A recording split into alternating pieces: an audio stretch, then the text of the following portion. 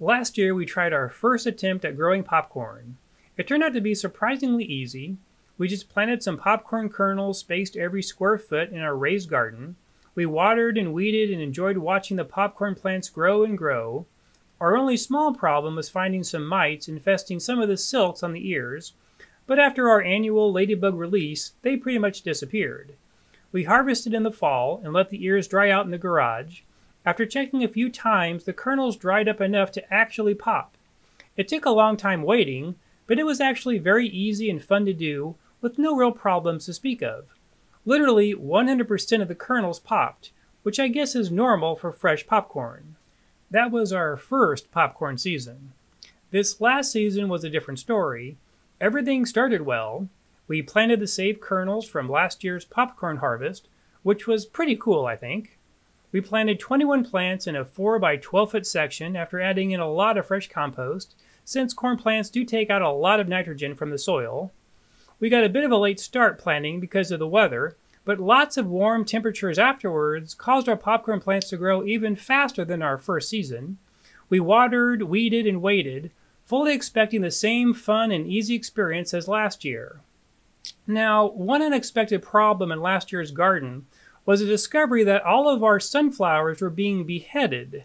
It was a bit of a puzzle until I did a YouTube search for squirrels eating sunflowers.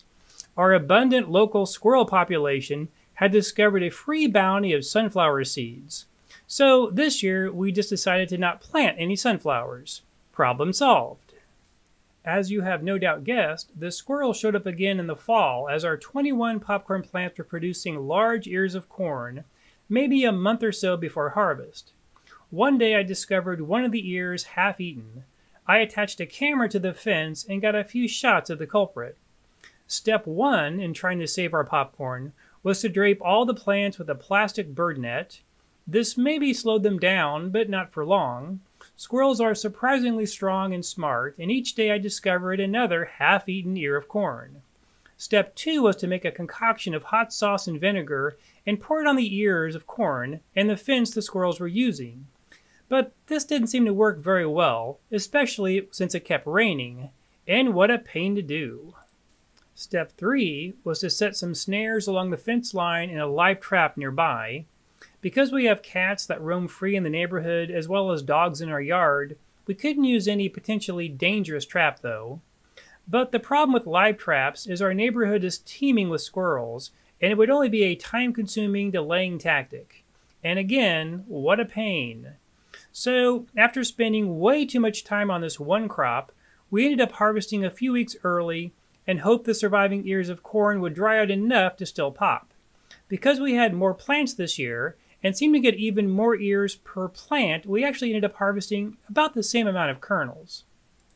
So, a successful popcorn harvest, but the enjoyment to frustration ratio was a bit lopsided. We did spend some time researching getting a solar-powered electric fence wire, but it would have to run across a 6-foot-tall wooden fence, then around the front as well, which seemed pretty untenable. We contemplated making a separate area in the yard for a standalone popcorn field, where an electric fence wire would be more easily installed and managed. But for next year, we decided we'll just skip popcorn and maybe revisit it in the following season. Darn you, squirrels. So that's the story of our second popcorn growing season. Growing popcorn really is pretty fun and easy to do, but the squirrel problem has at least temporarily altered our future plans to do it again. Well, I hope this has been helpful, and if you found a way to keep squirrels away from corn plants inside a city neighborhood backyard, feel free to let us know in the comments down below. Thanks for watching, and happy gardening!